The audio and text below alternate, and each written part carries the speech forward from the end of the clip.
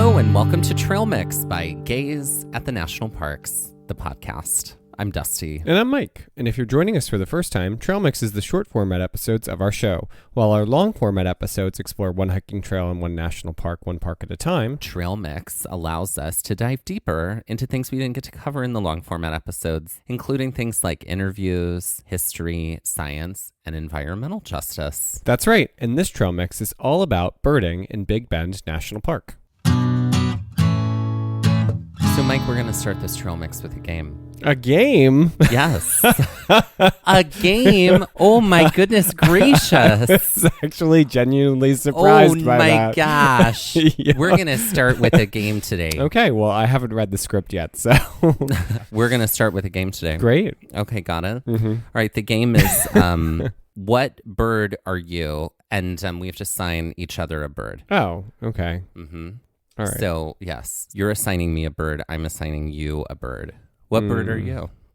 Think about all the birds you know. And then if you had to give me a bird, I'm laughing because of, I'm curious what this answer is going to be. I already have mine for you. Well, I mean, I feel like that one gets tossed around a lot for me. So I'm curious if it's what it typically is. It's not what it typically is. Oh, so not a barn owl. No. Screech owl. So for you, let's see. What kind of bird are you? Yeah. What's your bird personality? You're fastidious. You are a hard worker. You are glamorous. You are meticulous. I think you might be a magpie. A magpie? Yeah. Interesting. And also like a member of folklore, if we will. There's like some story about a magpie, right? I don't know that story at this time, but I know there's a story But she's about a dark magpie. girl. She could She be is. like, she could be a lady crow if she needed to be. She's not, but No. you could be a crow because I know you love them. So magpies typically collect shiny things and like build like, I believe, nests from there. Yes. And like, so I feel like they're meticulous. They're fastidious. They're hard workers. They're like willing to like go the extra mile to get what they want. Great. So Great. I put a lot of deep thought into that. You did. I put less deep thought into my answer for you. It mostly came out of title. You're a common pigeon. No, this bird is a bird you can actually see in Big Bend National Park, and that is a flammulated owl. Oh, see, it's still an owl. It's still an owl because we can't really leave the owl family for you, I don't think. No. But a flammulated owl, flammulated means On like fire. literally like has the shape of fire. Oh. So this owl is actually, it's small enough to like fit in your hand, but it has giant eyes and it looks like this. when That's when it, me. Like, barrels down Yep. into you, and it's it's a little flammulated owl. Well, for this flamer, And it makes a lot of sense. They're cute, and it just like me. Let's start with birding. Sometimes this term is associated with another term, bird watcher. While bird watching is a term that has been around a long time, birding emerged as a term to be more inclusive for folks who engage with birds beyond simply watching them. Birding is essentially any kind of intentional engagement with birds rooted in learning and trying to get to know more or understand. Birding can include listening to bird calls, feeding birds, and researching birds. What is important is that all of this is rooted in curiosity. The things that connect any group of people to a common interest is curiosity and questions are at the heart of birding. For example, what bird is that? What is that bird call? Where is that bird call coming from? Do you see that nest? I wonder what kind of bird lives there. Also, why are all the birds chirping right now? Why is that bird all by themselves? Why are all those birds together? Why is that bird on a power line rather than in a tree? If you've thought any of these questions or questions similar to this at any point in time, then you have participated in the first step of birding. Similarly to hiking or engaging with the outdoors, birding can sometimes feel like it requires a lot of equipment. But in actuality, it doesn't. There are some pieces of gear that can be helpful, and there are some pieces of gear you may already have or may be easily accessible. If you are interested in seeing birds a little more up close, then a pair of binoculars can be quite helpful. I do have a pair of binoculars I take with me on the trail, thanks to my best sis over here who got me some for my birthday a few years ago. Thank you. You're welcome. Along with binoculars, another helpful tool is a birding guide. Some guides have birds divided by region, color of feathers, or classification. There are so many birding guides available. Some even come with checklists and life lists inside of them that you can fill out if you're interested. I do keep up a life list. The birding guide that I have a few birding guides. You gave me a birding guide, which is great. They're divided by classification. I found another birding guide just for New Jersey, and that's divided by color, and that's really fun. We I do got like that it when at they do Washington. Where did we get that? In Morristown. Morristown, Yeah. at the Morristown National Battlefield. Historic site. Yeah. Historic site, yeah, that's right. But now we have stumbled into levels of birding. Okay, so I remember for a very brief period of time when I flirted with veganism, I read a book that outlined all the different levels of engagement with veganism, from eating no meat and dairy to eating no meat and dairy plus no animal byproducts, including honey, to eating no meat and dairy and also not wearing clothing that is derived from animals. So just like there are levels of veganism, there are also levels of birding. Birding is similar, and you get to decide your own level of engagement. There are some professional birders who record often and constantly get data on bird populations. There are some birders who are working on identifying the birds in their neighborhood. Regardless of where anyone falls on the birding spectrum, all of these people and everyone in between are part of the birding community and would be considered birders. Two phone apps that have emerged from the birding community that have kind of taken center stage when it comes to bird identification is the Merlin app and eBird, neither of which are sponsors. Let's start with the Merlin app. Okay, so if you've ever been in a store or a restaurant and a song is playing and you want to know what that song is, a lot of people will get out their phone and open up the Shazam app, press the button, and then it will tell you what the song is. The Merlin Bird app works very similarly, but with bird sounds and images. So if you're out and about and you hear a bird, you can open up the Merlin app, press the sound ID button, and then Merlin will report back what bird that most likely is. It'll do the same as well with an image. So if you've taken a picture of a bird that is fairly clear, then you can share it with the Merlin app and it'll tell you what it thinks it is. You could also take a picture in real time. If you happen to take a photograph while the app is open and the bird is right there, you could do that. It's also great at identifying multiple birds making sounds at once. It will also save all of your sound recordings, like some of these. That's an osprey.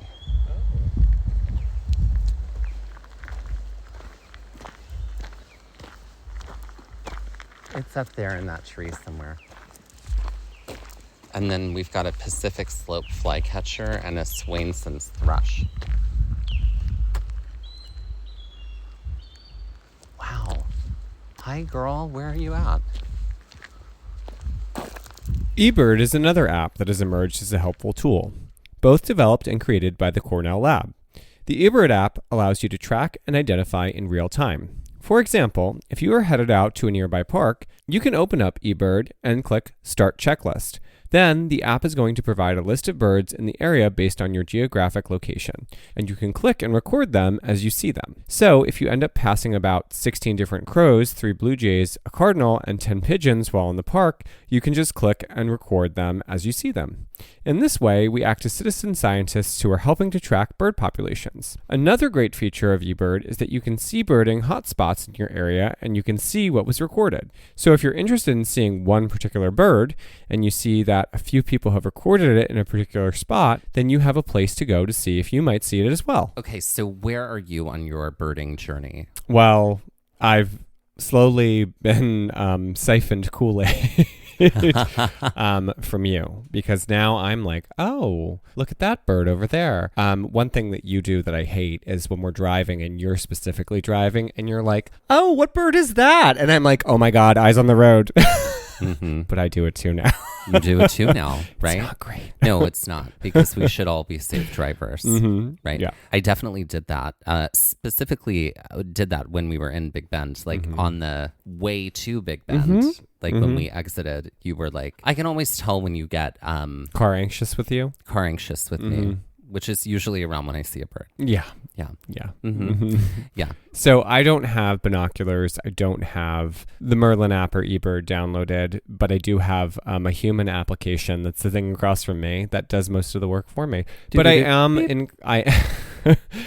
inclined now. Like I definitely take more notice to birds as I see them, and I can, for the most part, identify a pretty good amount of common birds that you might see in the area because of you. Look at that. So what birds are in your neighborhood? We've got some starlings, some European starlings. We've got some grackle. We've got some jays. Some common grackle. Not the elevated grackle that we all hope to be. We've got some blue jays. I haven't really heard any crows, but I'd imagine they're about. Then we also see like turkey buzzards. You do have crows around here. Yeah. You mean turkey vultures? Turkey vultures. Sometimes I'll catch a cardinal in the neighborhood. And where are you on your birding journey? Well, I'm at a point now where Queen of the birds. I am Moira Rose in her just nest. The crowing. No, but for real, I do really love crows. I have started to try and make friends with crows in the neighborhood. Like this crow scientist that I follow, she was like, here is how you can start to engage with the crows in your neighborhood, which is basically like, here's the type of food you could leave out. She recommended like getting dog food and like getting it very wet, like soaking it and then just leaving it out and walking away. She was like, and that's then the crows will start to understand that you're someone who leaves things out for them. So I did start doing that. I live in, a small city, so I do have like a ledge. I have started to make friends with them. I guess I started by like trying to get to know the birds in my neighborhood. I would go out on lots of long walks in the morning prior to starting work, and then I would bring my binoculars. Then I got to a point where I really wanted to start taking good pictures of them, and so I had to get a camera in order to do that. So now I'd consider myself an amateur bird photographer. You're an elevated grackle. An elevated grackle, if you will. So I do like going out, bringing my camera early in the morning and taking photographs of them. I just think it's so much fun. Yeah. The birds in my neighborhood, I also have a lot of starlings, a lot of sparrows, common finches, some chickadees sometimes. We do have like a nest of ravens they come back like once a year. Like I've noticed like in the spring, these two ravens will like come back to their nest, which is near my building. For a minute, they had it above my unit, and I was absolutely like, I've been brought into the raven family. I am now a raven. Queen raven. Not Queen Raven, but I serve them now. But I definitely felt like I was one with them in that way, in a very strange way. I live near a river, so we get more birds because of that reason. Well, not just waterfowl, but other birds just who gather near rivers. Like red-winged blackbirds are always by the water. Not to be confused with Baltimore Orioles. Correct. Not to be confused with Orioles, which I don't see much of in my neighborhood. We do have waterfowl. We have lots of some egrets, some great blue heron are out and about around a lot. And then there's also like a family of American kestrels, which have a nest near the river, which are like the smallest form of falcon. Oh. So I see them from time to time, and they are gorgeous. Obviously, too, we get a lot of cardinals and a lot of blue jays. Yeah. It's always nice to see them. I've heard purple martins. We do have a red-tailed hawk that will come in, and the crows will lose their mind. Yeah. I mean, well, technically speaking, in that moment, I think it's considered a crow funeral when they are like, if a red-tailed hawk or any kind of predatory animal has taken a crow and like, eaten it, then the crows like make this procession. It's not a procession, but it's this loud sound that is like echoing throughout. Like you can hear it everywhere. Yeah. And they're sort of like they're Danny boy. Kind of like the crow scientists are like, they research it to say like, they're curious to know if it is not just like a warning to the other birds nearby, but also perhaps an expression of grief. So things they're studying. So it's fascinating. They're fascinating. Yeah. Mike, How many times have you made learning a new language your New Year's resolution? Too many times. And now you can finally learn that new language with success with Rosetta Stone. Rosetta Stone has been the expert in language learning for 30 years and is the most trusted language learning program. Rosetta Stone teaches through immersion. Instead of memorizing and drilling vocabulary words, you learn by matching audio from native speakers to visuals, reading stories, participating in dialogues, and other practical language skills to fast-track your ability to communicate fluently. I especially love the speech recognition feature. As you practice speaking, Rosetta Stone uses advanced voice recognition technology to match your audio to audio from native speakers, and then gives you feedback on how well you're pronouncing words so you can really hone your pronunciations. The Rosetta Stone curriculum is crafted by experts to take you from learning individual words to learning phrases, to reading stories, and participating in full conversations. It's designed to help you retain what you're learning, and it's so convenient. You can access Rosetta Stone on a desktop or as an app on a phone or a tablet, and you can also download lessons for offline use. The audio companion is great for commuting or long walks. Don't put off learning that language. There's no better time than right now to get started. For a very limited time, our listeners here at Gaze at the National Parks can get Rosetta Stone's lifetime membership for 50% off. That's 50% off unlimited access to 25 language courses for the rest of your life. Redeem your 50% off at rosettastone.com/today. And that's rosettastone.com/TODAY. Now let's talk about birding in Big Bend National Park. Little did we know that when we were planning our trip to Big Bend National Park, that it is in fact one of the biggest birding hotspots, not just of the national parks, but in the land also called the United States. People come from all over the world to Big Bend specifically to look at birds. It has over 450 native and migratory birds that come through Big Bend every year. And I just want to quickly shout out our friend and author, Becky Lomax, who encouraged me to get my really good camera with a good zoom lens prior to going to Big Bend National Park, and I'm really glad she encouraged me to do that. There are so many different kinds of birds that can be seen in Big Bend. Some birds nest in trees, some don't build nests at all. Some are ground nesters, some like the peaks. However, a water source is always a good place to find birds, and there are many spots around Big Bend that are near water, mostly because of the Rio Grande. Here are some spots that the NPS recommends. First up is Rio Grande Village, particularly the Nature Trail. Around 305 birds have been spotted here. Another spot is the Cottonwood Campground, which is on the way to Santa Elena Canyon. Around 248 different species of birds have been spotted here. Another spot is Dugout Wells. This is a desert oasis area, and around 195 species of birds have been spotted here. Sam Nail Ranch and Blue Creek are also popular birding spots in Big Bend National Park. Another hot spot here is the Chisos Mountains. There are different birds at different elevations when hiking in the Chisos. Some birds fly so high that you have to get up really high in the mountains to see them, which brings us to one particular bird, the Kallima warbler. We heard a lot about the Kallima warbler while we were in Big Bend. If you look into birding in Big Bend, you will definitely find out about the Kallima warbler pretty quickly. Big Bend is the only spot in the land, also called the United States, where you might see Kallima warblers. They are mostly found in Mexico. Kallima warblers can be seen in Big Bend between April and August. We were there in early April, but there had been no Kallima sightings reported yet. And we did not see any Kallimas ourselves while we were there. I forgot to tell you that I snuck off and met with them. You did. You had a little secret meeting with the Kallimas. Secret seance with the Kallimas. That's it. Mm-hmm.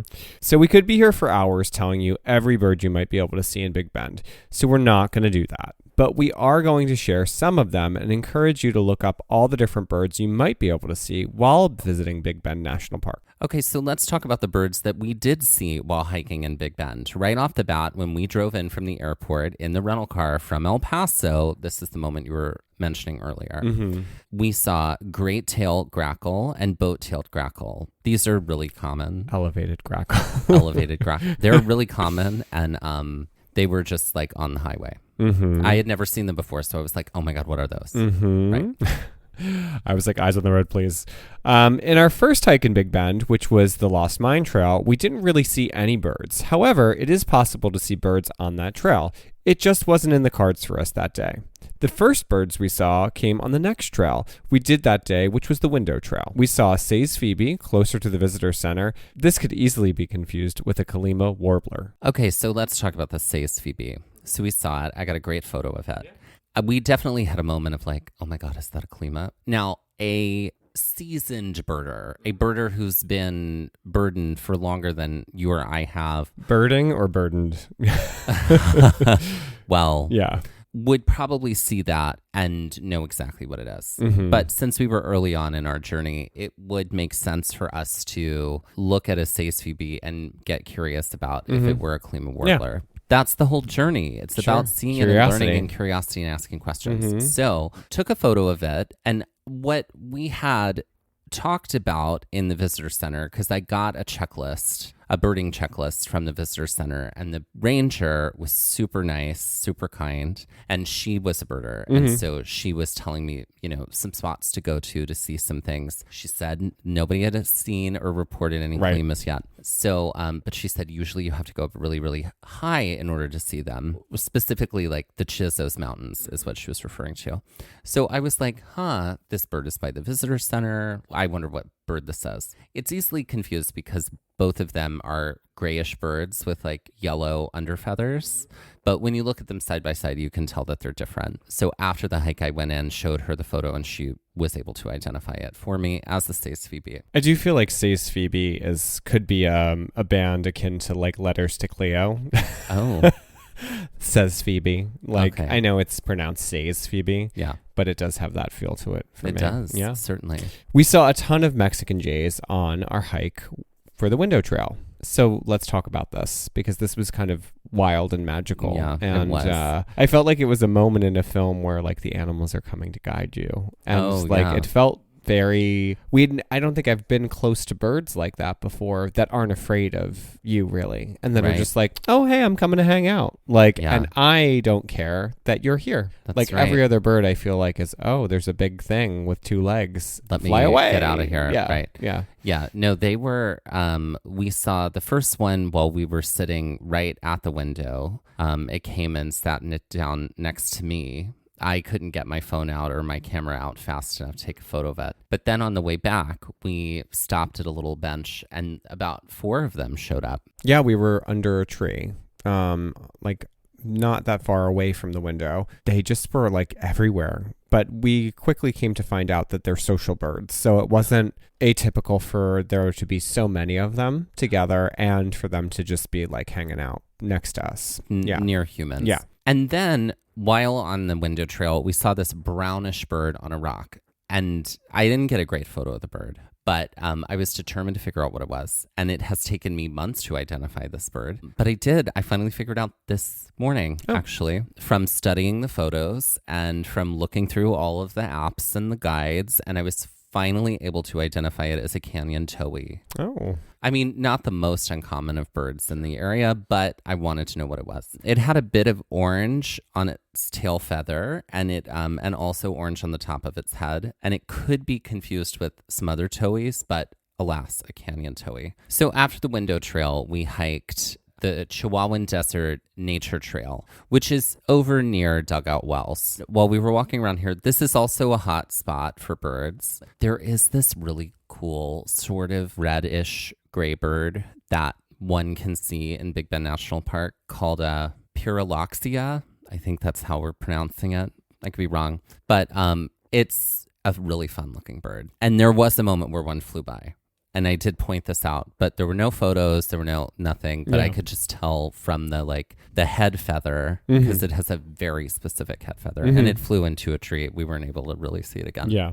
The next day in Big Bend, we hiked the South Rim Trail, where we saw a lot more birds, including a black phoebe. There were 2, and they were talking to each other from opposite sides of the trail. We also saw a spotted towhee, dark-eyed junco, which those are everywhere, and some kind of vireo. Okay, so we actually saw quite a few vireos as we got higher, and there are a lot of different kinds of vireos, particularly here in Big Bend. Tiny little birds. They sing really, really loudly. Their calls are very, very loud. There were quite a few of them up, like higher in elevation. And as we mentioned in episode 108, we saw a common raven. So we had a very interesting interaction with a common raven in Big Bend National Park. An ominous interaction, if you will. A very ominous interaction. Okay, so we had just gotten to like the apex of the South Rim Trail. We had hiked all the way up the Chisos. Through the Laguna Meadows Trail. Yep. And we got to the sort of like the big gorgeous view at the end of, or in the middle of the South Rim Trail. And then we were headed down to Boot Canyon. Yeah, we were headed toward the Boot Canyon Trail juncture. And as we were walking up, we had stopped to look over a ledge, and we saw a bunch of birds kind of riding the wind down to the ledge area, like a little lower than what we were able to access. And we just watched them kind of glide down, and we started to hike again. As we turned around, we watched a bird fly from that ledge area up over us, and it was a common raven. I was like, what is in its mouth? And it was a snake. It was a snake. The thing had a yellow snake in its mouth. And we managed to get it on video. Yeah. And we watched it fly off. It flew into a tree with the snake in its mouth. I'd say it was probably maybe like a 1 foot snake. It wasn't a very big snake, small snake, but it took that whole thing in its mouth, not even in its talons, off over to a tree. It was like, well, ciao. It's going to eat well later. Ciao, baby. And the next day, when we hiked Santa Elena Canyon, we saw greater roadrunners on the road. And then on the trail, we saw turkey vultures who were perched or roosting and not soaring overhead. Usually, that's the only time we see them is in the air. We also saw white-winged doves, northern cardinals, and Bell's vireo. Okay, so let's talk about this Bell's vireo that we saw. It was so loud. We had to wade in the water across. It was like an estuary of into the Rio Grande. It wasn't Rio Grande proper. In order to get to the trail. So it was like it was like waist deep.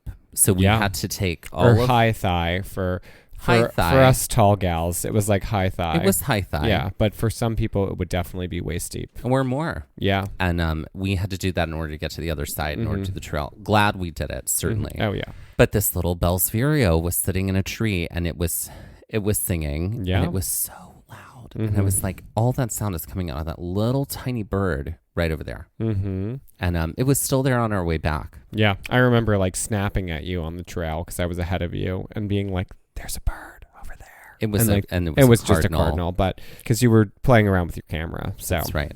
I was. Okay, so here are some birds from my list that I'm dying to see that are possible to see in Big Bend that we didn't see. Okay, so one is a green heron. I love these because they kind of look like Muppets. They're in the heron family, so their necks aren't as long, but they're sort of stouter. Okay. Black hawks, which literally look like a red-tailed hawk, except they're all black. Scott's oriole, which sort of looks like a Baltimore oriole, except instead of orange, it's yellow. Oh. A vermilion flycatcher and a summer tanager, both which are red. The summer tanager is like almost fully red, and then the vermilion flycatcher has some black. Okay. It's like red and black. Painted bunting, which could be my favorite bird. It's just like a whole bunch of colors. There's one called a yellow-breasted chat, which is sort of this like light brown grayish bird, but then has a bright yellow breast. Blue grosbeak. One could see one around here probably, but they are mostly sort of a cobalt blue with some black on the feathers. And then the Lucifer hummingbird.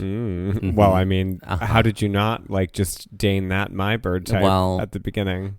Which one can see here in Big Bend, but it's got like it's a hummingbird, but down its neck and into its breast, it is bright, like almost fire neon red. Purple. Oh, purple. But a like bright lighter purple, like a fuchsia almost. And that's some of them, just to name a few. The sources for today's trail mix include the National Park Service, Audubon.org. The article In the Heart of the Desert, Big Bend National Park is a Birder's Paradise by Drew Stewart from marfapublicradio.org. And the article A Bird's Eye View by Melanie D.G. Kaplan, published by the National Parks Conservation Association. And let's end this trail mix with a game. Great. All right, Mike. We haven't played this game in a long time. Okay. So this game is it a bird in Big Bend National Park, or did I make it up? Great. Okay, great. So I'm going to give you the name of a bird. And or is it? Or do I? Or do I? And then you have to tell me if it is actually a bird or if it's not a bird. Great. That one would find in Big Bend. This makes sense. I will say if they are actually birds, they will be birds that are found in Big Bend. Great. Okay, ready? Mm-hmm. There's like 12 of them. Okay. Here we go for the first one. Hammerhead quail. Not a bird. Correct. Not a bird. Loggerhead shrike. That's a bird. That is correct. That's the bird. Black-chinned sparrow. That's a bird. Correct. That's a bird. Oh my God. 3 for 3. Ready for number 4? Yeah. Black-throated sparrow. That is a bird. Correct. That is a bird. Emily thrush. That is a bird. Incorrect. That's not a bird. Okay. Okay, the next one. Wilson's snipe. That's a bird. Correct. That's a bird. Okay. Abraham's sparrow. That is not a bird. Correct. That's not a bird. There is a Lincoln sparrow, though. Okay. Wood duck. That's a bird. Correct. That's a bird. Harriet harrier. That's not a bird. Correct. That's not a bird. American widgeon. That's a bird. That's right. Lesser goldfinch. That is a bird. That is correct. That's a bird. Rufous hummingbird. That's a bird. That's right. It is a bird. And finally, the last one, Anna's hummingbird. That's not a bird. Incorrect. That is a bird. So I was good. I only had 2 wrong. That was a really good job. Thank you. I'm very impressed. It's because my knowledge has surpassed yours.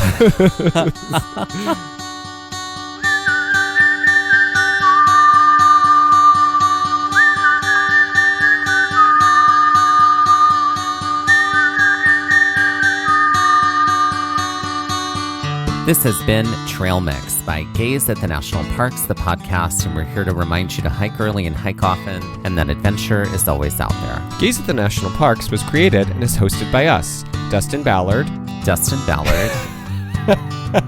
and Michael Ryan. To see images from this episode, follow our Instagram at Gaze at the National Parks. To contact us, email us at gazeatthenationalparks@gmail.com. And to find out more about the parks visited on this show, visit our website, gazeatthenationalparks.com. And that's Gaze, G-A-Z-E. All original artwork featured on Instagram and on our website is by me, Michael Ryan. All original music was written and performed by Dave Seaman and Mariella Klinger, with Sean Sclios on guitar. Our music producer is Skyler Fortgang.